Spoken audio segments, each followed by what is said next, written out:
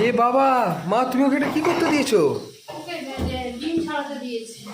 বিড়ালকে দুধ পাহারা দিতে দিয়েছো? কি দিচ্ছি? বিড়ালকে দুধ পাহারা দিতে? ও না, দেখি, দেখেছি।